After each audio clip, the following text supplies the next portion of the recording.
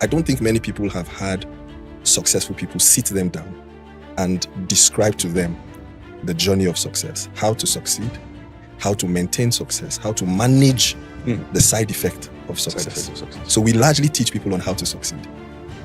You don't see that follow-up on how to manage the side effect of success. And there is a side effect of success. When you have eaten, when you are fat, when you have built houses, do not forget. For there to be a divine warning not to forget, that means you can forget. So success management is more important than teaching success creation, in my opinion. I was traveling through Ethiopia. And the cleaner that was cleaning, as we were passing to do our immigration, some people jumped the queue, and the cleaner told the people to go back and join the line. I was shocked because a cleaner in a Nigerian airport does not even have the audacity. He's probably saying, "Chairman, we're here for you." And I looked at those Ethiopians, right? And I was like, what a sense of ownership. She was like, "You are in my country, I'm a cleaner, but you will do the right thing." And I observed that, and I was like, this is interesting. Her authority is not from her income. Her authority is from her understanding of what they're trying to build in her nation. And she feels like she's a part of the people building that. So I really believe that if people, again, are trained on what really matters, what are we trying to build, then you will see success as a tool. Money is a tool. Success is a tool. If I call a carpenter to come and do something, and he shows up with a golden hammer, iced out hammer, crystals, diamonds, Swarovski, and he's showing me how beautiful the hammer is, for a while I will be carried away. But after a while I'll be like, okay, let's get down to why we are here. I need to construct his tool. If he keeps showing me the hammer, after a while I'll be like, guy, I have seen your hammer. What are we building? Tools are for tasks. So the moment we start to place a demand on people with tools to show us the tasks they are completing, after a while, they themselves will not even want the responsibility of the tools because they know they have no tasks. So if someone comes, an experienced carpenter, and he's holding a stone, and he says, where is the stool you want to create? And he can use that stone as a hammer, then I have respect for him, not because of his tool, because of the dexterity of the task. We must start letting people know that wealth is a tool. What is the task? If a person has amassed or misappropriated 235 billion, sit him down and ask him, what is the task that you require this resource for? I think again that, so I remember growing up that there was a time the village headmaster had more respect and influence than the wealthiest businessman in the village. Because the headmaster was responsible for imparting culture and competence and knowledge to the next generation. Again, the task. So if a person just wants to be wealthy for the sake of being wealthy, I think we need to start, in quote, interrogating those people. We need to return to a place where, again, what you are building and who you are building is more important than what you are amassing. And this must be emphasized at every point in time. There is a place for rewarding yourself with the fruit of your effort and your labor. But if you know you are not taking one kobo of this thing out of this earth when you die, what now matters to you is legacy. Whose life was touched when you passed on? If we start emphasizing this, we will shift people from materialism to purposeful enterprise. So at some point in my life, I started asking real questions. Questioning my faith, questioning my work with God, questioning the effect of what I call my work with God on the quality of lives of people around me. Because you can't say you know the most amazing personality and it doesn't translate to affecting the lives of people around you. If, for example, I know Elon Musk, the people in my community should feel the impact of me knowing Elon Musk. If I say I know Donald Trump, the people around me should feel the impact. So if I claim to know God, the people around me should feel the impact. And I realized that the first thing, if I'm to say who am I, is I'm a person here on earth to experience the human journey. What I mean by that is, I am here to be present. So like I'm seated here with you now, I am here to take in this moment. I am here to, I am sitting with AFL and his team. What is that experience doing to me, adding to me, taking from me? So the first thing is presence, not complaining about your situation. You were born to be present. You were born to be here at this time. So it's a privilege. There are many people who cannot just be present. So you are seated here, but you're thinking about something in the future, a future bill or a future goal or a future plan. It is good. But really all you have is now. I can step out from here and this will have been my last moment on earth. So did I enjoy it? So every experience, apart from naming it bad or good, just enjoy it. So the first thing I say to everybody is, what are you experiencing now? I know they hurt you. I know that they abused you. I know life was unfair to you, but you are here now. And you have people like that, they stand in front of people that can help them. And instead of them talking about now, they're talking about what happened in the past and they just leave it there. I've heard what happened in the past. What are you doing now? So be present. Be present. Don't let the future rob you of now. Don't let the past rob you of now. That's why you see some people that are perpetually materialistic. Oh, when I have this amount of money, when I buy this phone, oh, when I buy this property, oh, when I move to this neighborhood, oh, when I buy this jet. Yeah. And so because they never live in the now, they're always living in the next thing. So they've literally done something that they should just sit down and enjoy now. But they're already inadequate because they're thinking of, thank you, you've gotten the iPhone 17, you're thinking about to get it. Enjoy the one you got now. There are so many people that are living in a reality today that they never thought they would experience. And instead of them to just say, enjoy it. So that's the first thing. I am here to be present, to be aware. The second thing is I'm here for growth. Because every living thing, from the moment it shows up and it's present, the next thing is it starts growing. The person I saw today as a small child, 20 years from now, that's an adult. So this now brings me to the second question. How am I intentionally growing? Because everything that is present, that is alive, is growing unintentionally. But it is not about unintentional growth, it's about intentional growth. What am I doing to become a better version of myself? So that's the second thing. The first is presence, just enjoy the moment. The second is growth because of the future. How am I growing? What am I doing to gain structure, strength, stature, wisdom? And the boy grew in wisdom and in stature. That's the whole point. Wisdom is knowing what best to do next. Stature is the capacity to experience and exploit pressure. How am I growing every day? Intentionality of growth. This thing I'm doing, am I growing or am I retrogressing? That's the second thing of my identity. I am a person here to grow. Who you saw this year is not who you saw last year. Yeah. And as you are growing, you're also giving grace to other people. Yeah. Because they are also growing. I was speaking with an amazing lady in our church in Kenya. And she said something that made me think that night. She said, I've observed you guys, Nigerians. Your life is likely transactional. And we in Kenya, our society, our life is likely relational. She said, and I when I looked at it, I saw that it was true. When you go around in Kenya, there's a mentality that they like the community, like in church. People come together, eat together, dine together, celebrate themselves, sit in gardens, do all those things. In a sense, we may feel that, maybe they have all their needs met, but they do that regardless of the needs. I think there's something quite not settling with me about the way we go about life. We spend every day chasing money or whatever it is we consider important, and we never truly live. Families, children never truly experience their parent. Wife never truly experienced the husband. The husband never truly experienced the wife. And you can even be in a church that you have never seen truly experience your pastor as a human. So we now tend to want to replace, to fill those gaps with a lot of performance, wax-coated performance. I must give credit to the kind of woman I married. Because of the trauma I experienced growing up, I placed a premium on success, on wealth. And I got married to someone who enjoys the journey while waiting for the destination. I came from, so my background is funny. Very wealthy mother from a wealthy home, father from a very poor background. So I saw the best of the both sides, and I know the side I chose. So I have no memory of going to visit my maternal grandparents. I have so many memories of spending time with my maternal grandparents. You chose the rich side. Of course, because I am very pro-wealth, because wealth gives you options. But I'm saying in anything you are pursuing, don't lose yourself. Understand the why of what you are doing. And when the cost is getting too much, what is it profiting you to gain this? I don't look anymore. Before I was looking at what I stand to gain. Now I look at what I stand to lose while trying to gain something. It changed everything for me, because it now makes you say, what is the cost benefit of this? So with regard to how that people are more transactional in this part of the world, it's number one, hardship. When you have a government that does not provide things for you, you are forced to provide for yourself. True. I don't know much about the Kenyan ecosystem, but I do know. No, I've not. I've been to Rwanda, Ethiopia. I've never actually been. But you see how Rwanda? Yes. And it's because the society actually has started working. So people don't need to put so much pressure on themselves. In this country, you provide your light, your own power. You provide your own water. You provide your own security. I feel it's extremely tough being in Nigeria. The age barrier of the toughness. So before you used to experience the toughness maybe in your 30s, then it dropped to your 20s, then it dropped to your 10s. Right now, there are children who are experiencing what it is like to be Nigerian. Have you seen the pictures of those children? 4 years old, 5 years old, 2 years old. Exactly. Those children were there, and this is very concerning, when that man's head was being cut out. They saw it. They can never recover from that trauma. Remain the same. Their amygdala, which is in development phase, the part of the brain that is responsible for flight or fight, yes. It has been triggered permanently. Their prefrontal cortex, which develops much later, will spend years catching up with that experience. Now everybody talks about the children who are currently in captivity. Let's talk about the captors, the kidnappers. Yes. It is very possible, because I've lived in the north. When you look at Almajiris, I grew up in the north. Exactly. So I know the system. You will see a child that has been forced to take responsibility for himself. Do you know it's possible that those kidnappers may be looking at those children and saying, "What are you going through that I didn't go through?" Oh, because I'm tying you up, I was tied up. Yes.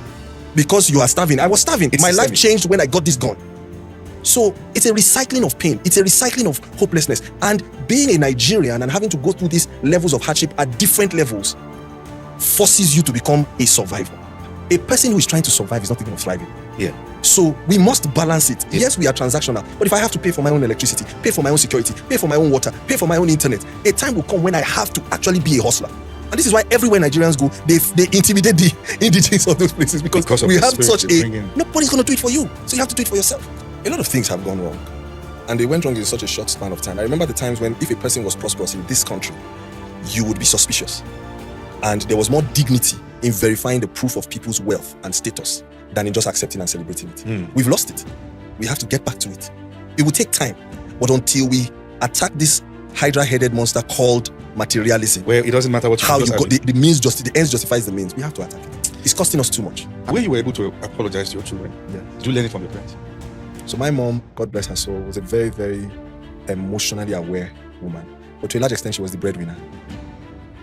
So I saw her having to be strong.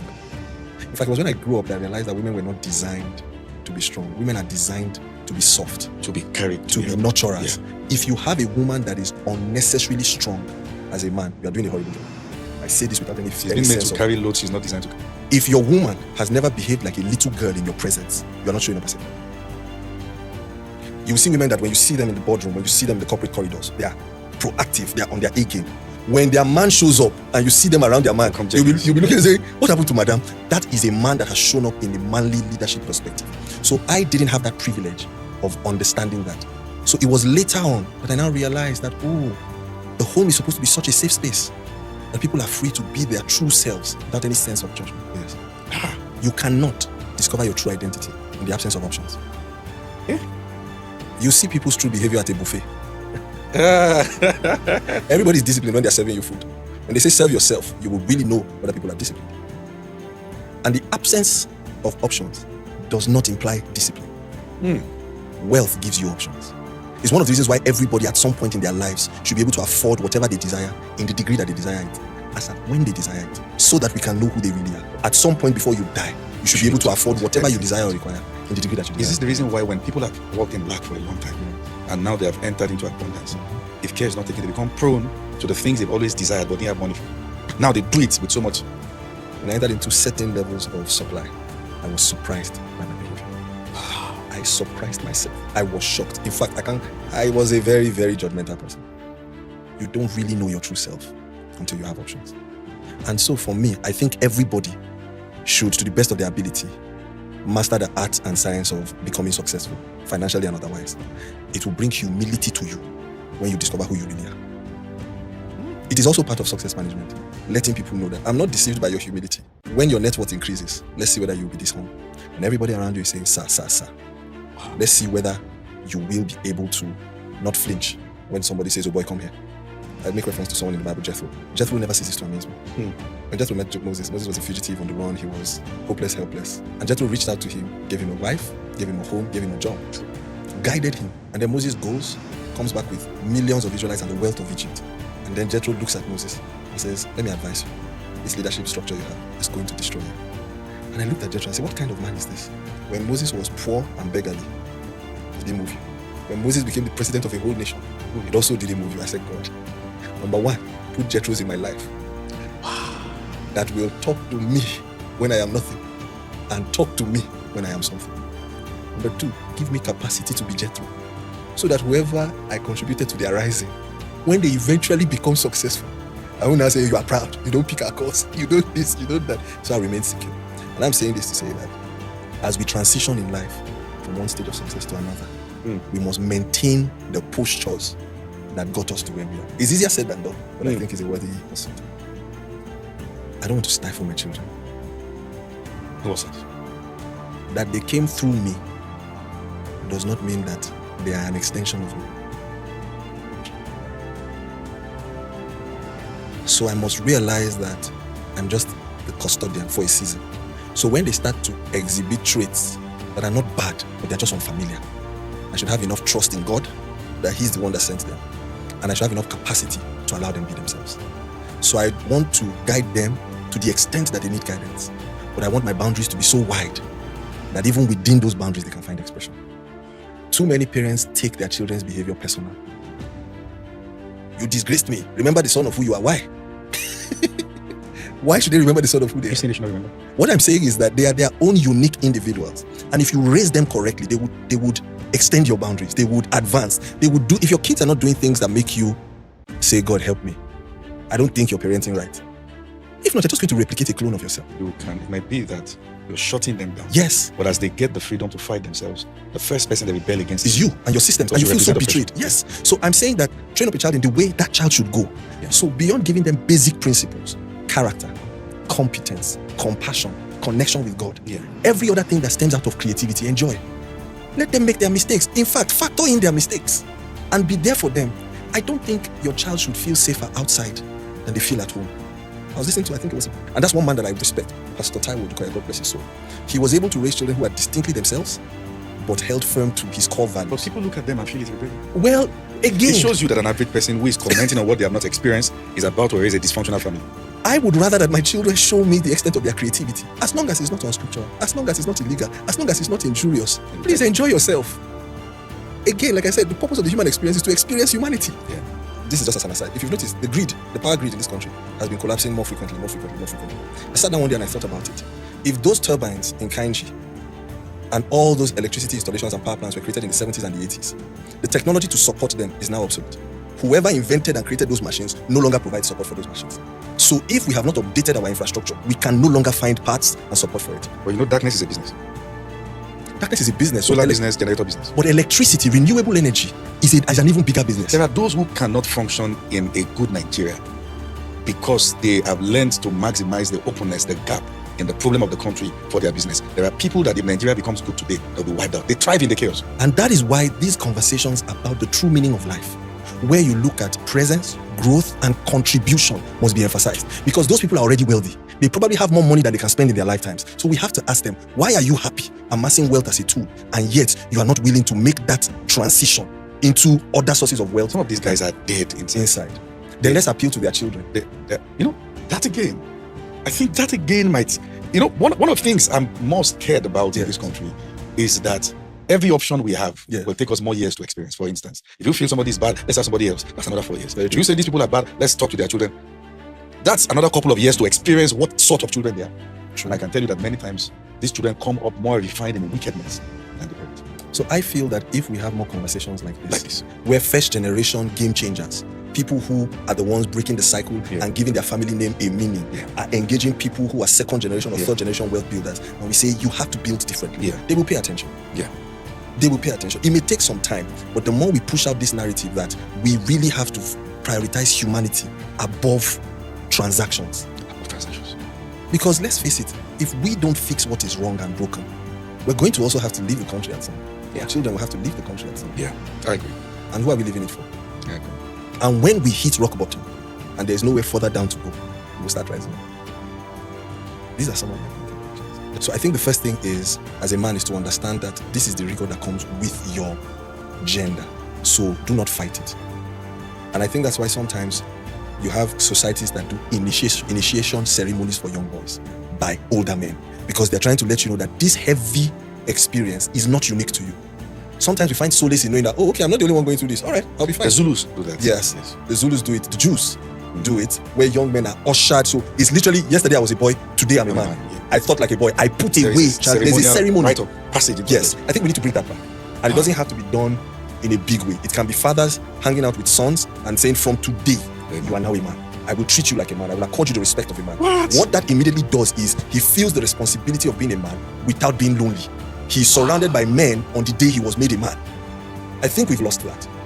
We've lost that because fathers go to work, children go to boarding schools. So we need to bring that back, where today I became a man and I put away childish things. So that prepares you for the journey. The second thing is a place of conviction and vision. Who for the joy that was set before him endured. From a very young age, boys should be taught to start envisioning. There's something we do at Becoming Better Men and my team at Value Flow. We have a vision board session where we're starting to gather men to paint a picture of what that man is supposed to be. When I meet someone, I say, who do you want to be like? Pick 5 people that currently exhibit your reality. What that does is it supplies grit, it supplies conviction. So what happens now is that person knows that I'm going to be this. And so because of this vision, that sense of hopelessness leaves. I am lonely, but it's for a season and for a reason. Once I achieve this, then it makes the loneliness worth it. So that's the second thing, a deep sense of vision, a deep sense of vision. The third thing is self-awareness and self-alignment. What I mean by that is some people are feeling lonely today because they're in wrong environment. They are not living out their own dreams. They're doing things for other people, and they are not maximizing their talents, their abilities. They are trying to force themselves to be fish out of water. So the degree to which you are aligned with your skills, your abilities, if you are a product person, if you are a creative person, be more in line and in touch with your creative side. If you are a process person, be more in line. So there's that self-awareness that lets you know, oh, I am a fish and I'm feeling lonely because I'm not in a river. If I'm in a fish, I need to be in a river. So you're not trying to change yourself from a fish to a cow. You're trying to find a river. Knowing that the day I find my river, viable seed in viable soil, I will not feel lonely. So that's very important in terms of alignment. Then of course also in terms of purpose. Many people feel lonely because their lives are not blessing any other person. If you know that this loneliness is birthing something in somebody else, as a man, we're designed to be sacrificial. We're designed to be protectors. We get our meaning knowing that we're showing up for the people that we love. So it gives meaning to that loneliness. And then lastly is brotherhood and relationship. What I mean is the relationship with your woman and the relationship with your brothers. Let's start from the relationship with the woman. And that opens up a series of questions. Why do men choose women that don't feel their cup? You see a man surrounded with many friends, a single man, female friends. This is the one he likes spending time with. This is the one that if he gets a salary raise, she knows. If his boss is behaving somehow, she knows.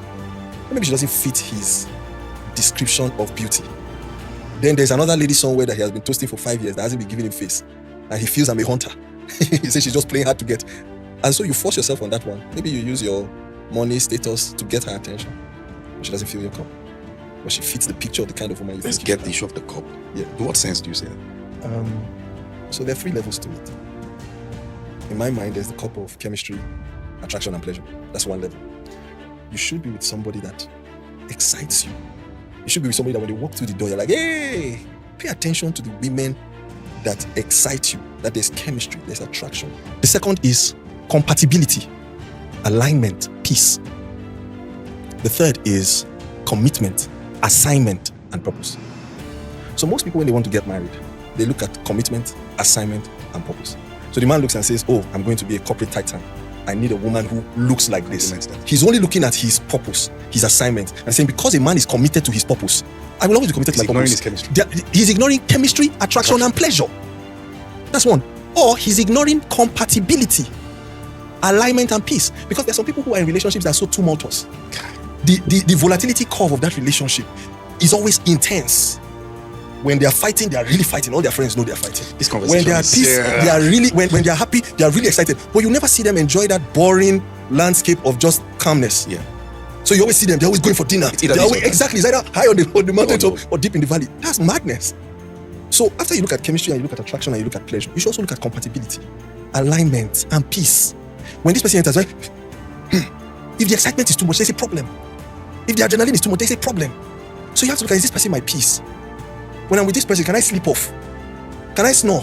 Can I fart? You've been in a relationship for 3 years, you've never farted. What do you think you do when you're married?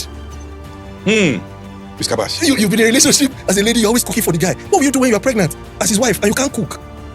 Wow. Is there peace? You're forming for the person you are married to. And when you now marry and you are finished, you know there's no campaign after election.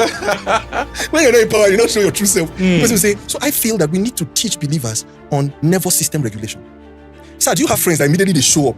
Male friends, this is not a gender thing. As they just show through the door, you start smiling. One of the idiots is that. You see one of the idiots. You know, so this is why I'm calling him the person that you love the most. You're calling him idiot. He knows that idiot is a bigger name than my dear friend and brother.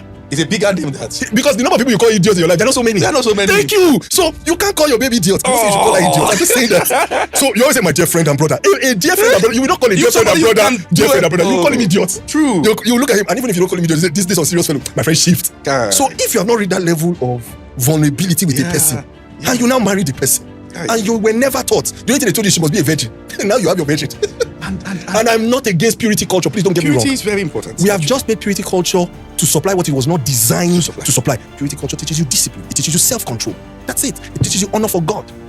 We also should not forget that another reason why some men marry women who can't feel their cup is that they marry what they can control.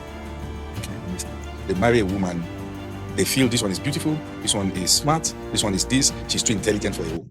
then they go for the one they can bully around. Okay, so you want your children to be raised by a dull woman. There are men who want, they don't care who is the child. What they care is a woman they can dominate.